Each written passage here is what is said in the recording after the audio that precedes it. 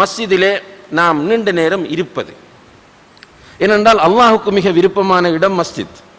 அல்லாஹுக்கு மிக விருப்பமான இடம் மஸ்ஜித் என்றால் அல்லாஹ்வை நேசிக்கிறவர்களுக்கு அல்லாஹ் நேசிப்பது நேசத்திற்குரியதாக மாறும்.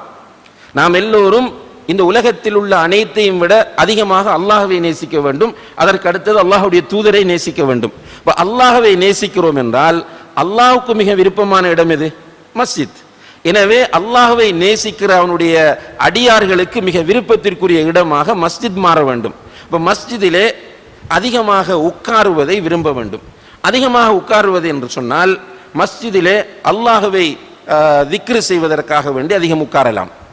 இப்போ உதாரணமாக ரசூலுல்லாஹி அலைஹி வஸல்லம் அவர்கள் சொன்னார்கள், யார் ஒருவர் தொழுகை ஜமாத்தோடு நிறைவேற்றிவிட்டு தான் தொழுத இடத்தில் உட்கார்ந்து அல்லாஹ்வை திக்ரு செய்கிறாரோ, யார் ஒருவர் தொழுது விட்டு தான் தொழுத இடத்தில் உட்கார்ந்து அல்லாஹ்வை திக்ரு செய்கிறாரோ அவர் மீது மலக்குகள் ஸலவாத்து சொல்கிறார்கள். எப்படி ஸலவாத்து சொல்றாங்க?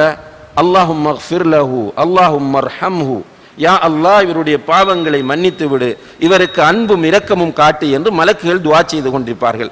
அப்ப சலாம் கொடுத்த பிறகு தொழுத இடத்திலே உட்கார்ந்து அல்லாஹ்வை திக்ரு செய்து கொண்டிருப்பது. அல்லாஹ்வும் குர்ஆனில் வலியுறுத்துகிறான், நீங்கள் தொழுகையை முடித்து விட்டால் அல்லாஹ்வை திக்ரு செய்யுங்கள் என்று குர்ஆனில் அல்லாஹ் தஆலா சொல்கிறான்.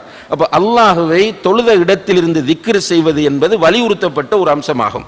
உண்மையிலே நம்முடைய சகோதரர்கள் ஃபர்லான தொழுகைக்கு பிறகு கூட்டு துஆ இல்லை என்கிற அந்த காரணத்தை வைத்து சலாம் கொடுத்தவுடன் எழுந்து விரைந்து ஓடிவிடுவதை பார்க்கிறோம். அவ்வப்போது செய்வதிலோ அல்லது மிக அவசியமான தேவைகள் வருகிற போது எழுந்து செல்வதிலோ குற்றமில்லை.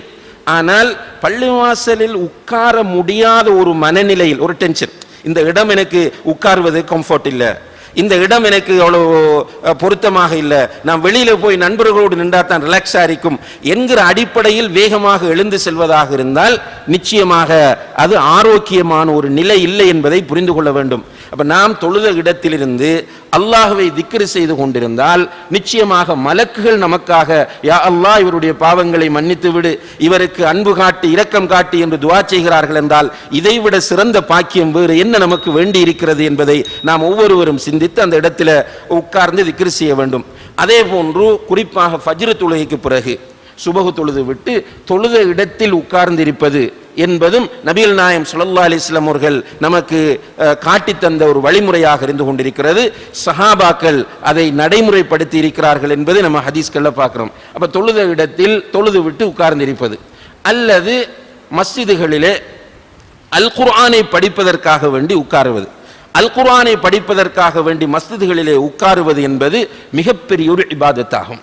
அல் குர்ஆனை படிப்பதற்காக வேண்டி மஸ்ஜிதுகளிலே உட்காருவது என்பது மிகப்பெரிய ஒரு இபாதத்தாகும். ரசூல் ஸல்லல்லாஹு அலைஹி வஸல்லம் அவர்கள் சொல்கிறார்கள், மஜ்தமஅ கௌமுன் ஃபீ பைத்தின் மின் புயூத்தில்லாஹ், ஒரு கூட்டம் அல்லாஹ்வுடைய வீடுகளில் ஏதாவது ஒன்றில் நஸலத் அலைஹிமுஸ் ஸகீனா, அல்லாஹ்விடமிருந்து சக்கீனத் என்ற அமைதி அவருடைய உள்ளங்களுக்கு இறங்கும். வ கஷியத்துஹுமுர் ரஹ்மா, அந்த மஜ்லிஸிலே உட்கார்ந்திருக்கிற மக்களை ரஹ்மத்துடைய மலக்குகள் அல்லது அல்லாஹ்வுடைய அன்பு சூழ்ந்து கொள்ளும். வதக்கரஹுமுல்லாஹு ஃபீமன் இந்தா, அல்லாஹு தஆலா அந்த கூட்டத்தை ஒரு மஸ்ஜிதிலே உட்கார்ந்து அல்லாஹ்வுடைய வேதத்தை ஓதி அது என்ன சொல்லுகிறது என்பதை படிப்பதற்காக அமர்ந்திருக்கிற மக்களை அல்லாஹு தஆலா தன்னிடம் இருக்கிற மலக்குகளிடத்தில் இன்னார் இன்னார் இன்னார் எல்லாம் இந்த மஜ்லிஸிலே உட்கார்ந்து குர்ஆனை ஓதிக்கொண்டதை படிக்கிறார்கள் என்று மலக்குகளிடத்திலே பெருமையாக எடுத்துச் சொல்லுவான் என்று நபிகள் நாயகம் ஸல்லல்லாஹு அலைஹி வஸல்லம் அவர்கள் சொல்கிறார்கள். அப்ப மஸ்ஜிதிலே இந்த குர்ஆனை படிப்பதற்காக, அந்த குர்ஆனை படித்தல் என்பது குர்ஆனை ஓத படிப்பதாக இருக்கும், குர்ஆனை மனப்பாடம் செய்வதற்காக வேண்டியிருக்கும், அதே போன்று குர்ஆனில் உள்ள கருத்துக்களை புரிந்து கொள்வதற்காக வேண்டியிருக்கும். இந்த நோக்கங்களோடு மஸ்ஜிதிலே அமர்வது என்பது வலியுறுத்தப்பட்ட ஒரு அம்சமாக இருக்கிறது. உண்மையிலே நம்முடைய நிலைமை என்னவென்று கேட்டால், அன்புள்ள சகோதரர்களே, எழுந்து இமாம் சொல்லுவார் அல்லது ஒரு சகோதரர் எழுந்து சொல்லுவார், இன்றைக்கு தப்சீர் வகுப்பிற்கு உட்கார்ந்துட்டு போங்க. ஆனால் நம்மால் உட்கார முடியுதில்லை. வேக வேகமாக யாருக்கோ அறிவித்தல் போன்றுதான் எல்லாரும் அதை எடுத்துக்கொள்கிறார்கள். எழுந்து ஒரு 150 பேர் இஷா தொழுதுட்டிருப்பார்கள் அல்லது மகரி தொழுதுட்டிருப்பார்கள். அவர்களை பார்த்து இமாம் சொல்லுவார், இன்ஷா அல்லாஹ் இன்றைக்கு மகரிப் தொழுகைக்கு பிறகு சுன்னத்துக்கு பிறகு தஃப்சீர் வகுப்புன்னா என்ன, அல்லாஹுடைய கலாம் ஓதப்படும், அந்த அல்லாஹுடைய கலாமாகிய அல் குர்ஆனுடைய பொருள் ஆராயப்படும், அந்த வகுப்பு நடக்கும் என்று அறிவித்தல் விடப்படுகிறது. எல்லோருடைய காதிலும் அது விழுந்தது. ஆனால் இல்லாமன் ரஹீம ரப்பி, யாருக்கு அல்லாஹ் ரஹமத் செய்தானோ அவர்களை தவிர பெரும்பாலான மக்கள் அந்த அறிவித்தல் எனக்குரியது அல்ல என்று எழுந்து போய்விடுகிறார்கள். இப்படி எழுந்து போகக்கூடியவர்கள் வீட்டுக்கு போய் குழந்தையை மருத்துவமனைக்கு அழைத்து செல்கிறார். மனைவி ஹாஸ்பிட்டலில் விட்ட மனைவியை கூட்டி வர போகிறார். அல்லது கடைத்தெருவில் மனைவியை விட்டு விட்டு வந்தவர் அதற்காக வேண்டி போகிறார். அல்லது ஒரு பெரிய ஒரு பிரச்சனை ஒன்று இருக்கிறது அதற்காக போகிறார். அல்லது ஒரு கொடுக்கல் வாங்கலை தீர்ப்பதற்காக போகிறார் என்றால் கூட பரவாயில்லை. அவர் என்ன செய்கிறார் என்றால், சில நேரங்களில் உண்மையிலேயே என்ன என்றே சொல்ல முடியாத ஒரு சூழல் என்ன தெரியுமா? இந்த கிளாஸ் நடக்கும், இவர் வேக வேகமாக எழுந்து போய் பள்ளி வாசல் என்ட்ரன்ஸில் வாசல் நின்று பேசி கொண்டிருப்பார். இஷாக்கு பாங்க சொல்லும் வரையும் இது தப்சீர் கிளாஸ் நடந்துட்டே இருக்கும். அவருக்கு இந்த தப்சீர் கிளாஸை பற்றி ஒரு பொருட்டே இல்லை. வெளியிலே நின்று பேசிக் கொண்டிருப்பார். என்ன பேசினார்? ஒரு பெரிய ஒரு சீரியஸான மேட்டர் பேசினாரா என்றால் இல்லை. அவரை பற்றியும் இவரை பற்றியும் கீபத்தும் அவதூறுகளுமே அவர் பேசிக் கொண்டிருந்த நிலையை நாம் பார்க்கிறோம். அல்லாஹ் பாதுகாக்க வேண்டும். இவைகளெல்லாம் நம்முடைய உள்ளங்கள் நோய்வாய்ப்பட்டிருக்கின்றன என்பதற்கான அடையாளமாகும். அப்ப மஸ்ஜிதை உயிர்ப்பிக்க வேண்டும், மஸ்ஜிதை உயிரோட்டமான இடமாக ஆக்க வேண்டும் என்றால் மஸ்ஜிதிலே இந்த குர்ஆன் வகுப்புகள் நடைபெற வேண்டும். அந்த வகுப்புகளிலே நம்ம உட்கார வேண்டும்.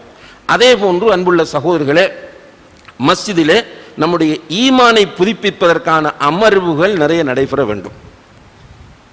அதாவது இப்போ சிலர் என்ன செய்வாங்கன்னா, அப்படியே தொழுதுட்டு பின்னால் நிற்பாங்க பார்த்துட்டு. ஏன்னா முன்னால் கூட வந்தவர் முன்சஃபில் உட்கார்ந்துட்டு இருப்பார், அல்லது எழுந்து வராமல் அவர் வரும் வரையும் காத்துட்டு இருப்பாங்க. காத்துட்டு இருந்து அவரை கூட்டிட்டு போய் வெளியே நிறுத்தி, அல்லது பீச்சுக்கு கூட்டிட்டு போய், அல்லது ஒரு டீ கடையை கூட்டிட்டு போய் உட்கார்ந்து அரசியல் பேசுவது. அரசியல் பேசக்கூடாதுன்னு நான் சொல்லவில்லை. அங்கே போய் அல்லாஹுக்கு பொருத்தமில்லாத விஷயங்களை எல்லாம் பேசுவது. பேசிட்டு சில நேரங்களில் மகரிப் தொழுதுட்டு போனாருன்னா இஷாவும் இல்லை. ஆனால் சஹாபாக்கள் எப்படி இருந்தார்கள் தெரியுமா?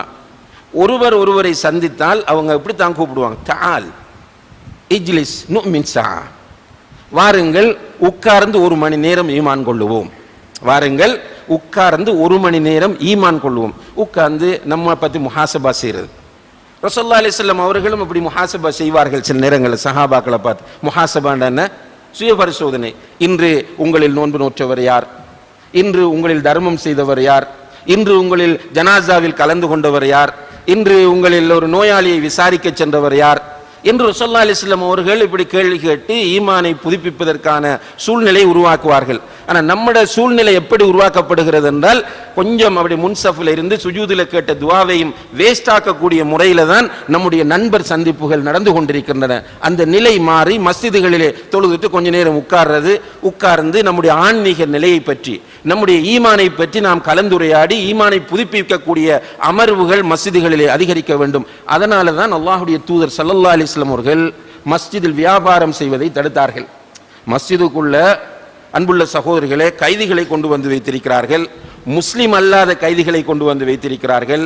மஸ்ஜிதிலே கனிமத் பொருட்கள் பங்கீடு செய்திருக்கிறார்கள். மஸ்ஜிதிலே ஜக்காத் பொருட்களை விநியோகித்திருக்கிறார்கள்.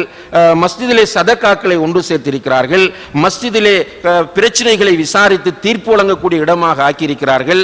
மஸ்ஜிதிலே முஸ்லிம் அல்லாத விருந்தினர்கள் வருகிற போது அவர்களை வைத்து விருந்து வழங்கி இருக்கிறார்கள். இப்படியெல்லாம் செய்த ரசூலுல்லாஹி அலைஹி வஸல்லம் அவர்கள் மஸ்ஜிதுக்குள் வியாபார கொடுக்கல் வாங்கல்கள் மேற்கொள்வதை தடை செய்திருக்கிறார்கள். ஏனென்றால் இந்த மஸ்ஜிதுக்குள் இருக்கிற ஒரு முஃமினுடைய அந்த நிலை ஈமான் அதிகரிக்கக்கூடிய நிலையாக இருக்க வேண்டுமே தவிர ஈமானை பலவீனப்படுத்துகிற ஒரு நிலை மஸ்ஜிதில் இடம்பெறக்கூடாது.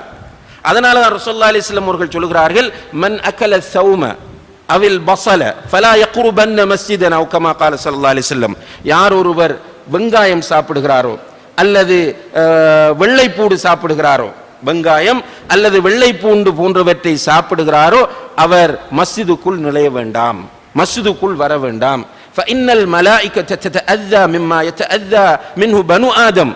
மனிதர்கள் எதை கொண்டு அருவருப்படைகிறார்களோ சங்கடப்படுகிறார்களோ அதை வைத்து மலக்குகளும் சங்கடப்படுவார்கள். அப்ப மஸ்ஜிதுக்குள் மலக்குகள் இருப்பார்கள்.